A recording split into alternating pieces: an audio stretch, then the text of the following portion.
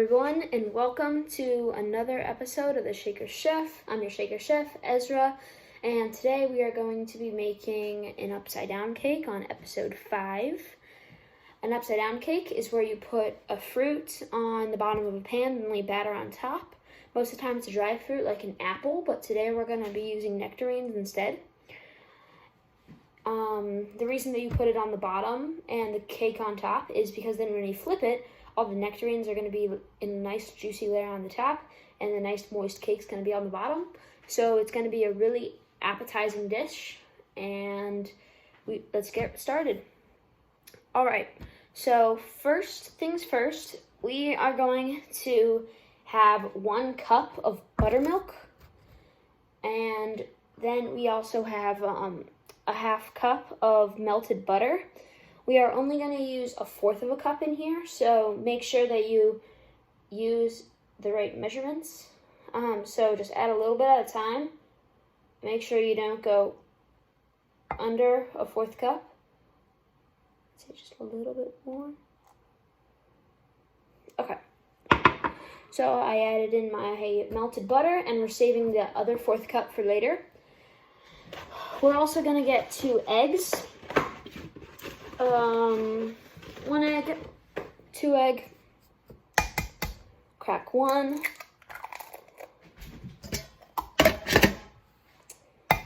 crack 2,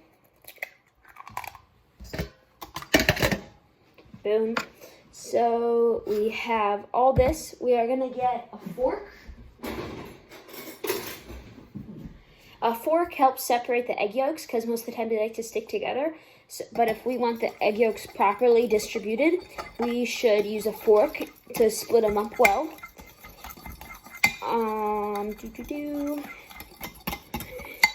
So we're just gonna twirl that around. It's gonna look like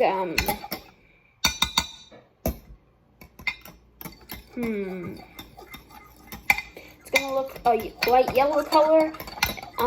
It might look a little bit chunky because of the buttermilk.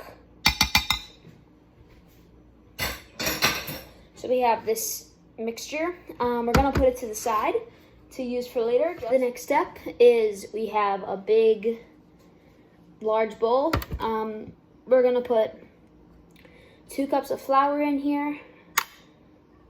So just put that in the bowl. I've also got a cup of sugar here. We're gonna also put that into the bowl. Next, got a teaspoon of baking soda and a 1/2 cup of brown sugar. Next, we take a pinch of salt, and maybe 2 pinches. And we're gonna just put that into the mix. We are going to want a whisk for this next task. I have it right here. A whisk helps combine ingredients, and you're gonna need it to kind of just beat up the brown sugar because that's gonna clump together. So you really wanna make sure that you break up the brown sugar clumps. You should have a relatively smooth batter when you're done. It's okay if there are like a few chunks of flour, like this. If you're quite the perfectionist, then pick all the little chunks out and break them up. It's not really gonna make a big change one way or another. So we have a whisk, and we are gonna take our buttermilk mixture, and we are going to pour it in. Pour all of that mixture in. We're gonna take our whisk, and then we're gonna combine the buttermilk and the flour mixture. It's gonna make what you would expect dough to look like, just a light brown, thick mixture. So the next step is we have a 9-inch cake pan. We are going to use our leftover 1/4 cup of butter, and we're going to pour it in the cake pan. You want to make sure that you get all the butter around. So I am going to use this little baking brush. Yeah, just make sure to get the sides. Most of the time we're going to use non-stick, but for this exact recipe, we are going to use butter just because this cake, as you saw before, it's got incredibly sticky batter. So we're going to need a better thing that's not going to make it so sticky. So we got the whole pan.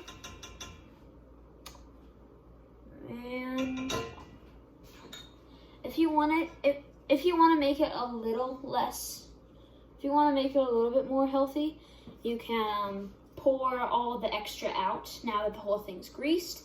I think I'm going to do that just for the sake of it. So I'm just going to pour this out.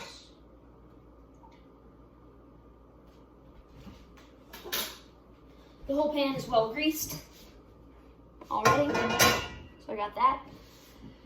So we're gonna need 4 nectarines for the whole nectarine part of the basis recipe. I'm gonna take all this out of the way.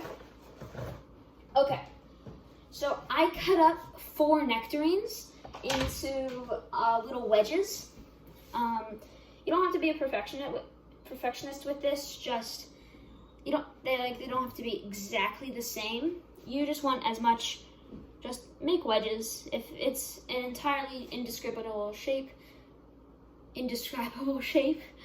then chip one part off and maybe throw it away.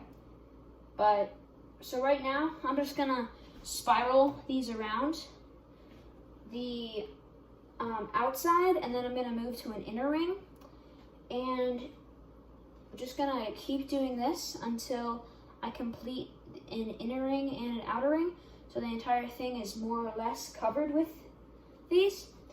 I'll show you what that looks like in a sec, and just keep doing this. What I got when I finished layering the nectarines, it's only 1 layer, so you probably won't use all the rest of the other nectarines. However, you can just eat the rest because these are yummy fruits.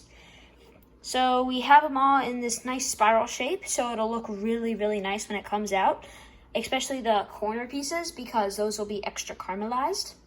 Now we're just gonna add on the batter product. You should not see any of the nectarines on the sides or in the middle. So we know it's fully good because it's fully covered. We are gonna set the oven to 350 degrees. And then we are going to pop it in for about 45 minutes or until a toothpick comes out clean. I will show you the absolute finished product then. Alright, so the cake just got out of the oven about 5 minutes ago. And we let it cool a little bit. So I've got this little knife here. I am just going to kind of just take it around the edges a little bit. Cut anything that might block the cake from coming out nice and fine. Okay, so I cut all the way around. Then I'm gonna get a cooling rack and I'll show you how to do the technique. So after I cut, I am going to take these oven mitts, and that's what I'm gonna do. So I'm gonna take it. I'm gonna do a quick flip of this pan. So I just flip the entire pan over, maybe pat it down a little bit, and then open it up. And we have got a stunning, gorgeous cake. I'll show you the finished product. Our finished product, a nice spiral of nectarines and a nice moist cake. I hope you enjoyed this episode of The Shaker Chef. Please comment on what you think the next episode should be, or if you have any pointers for this video that I should do better on the next. Please subscribe to the Shaker Chef channel before you do so, and I hope to see you in future episodes. But for now, see you next time on the Shaker Chef.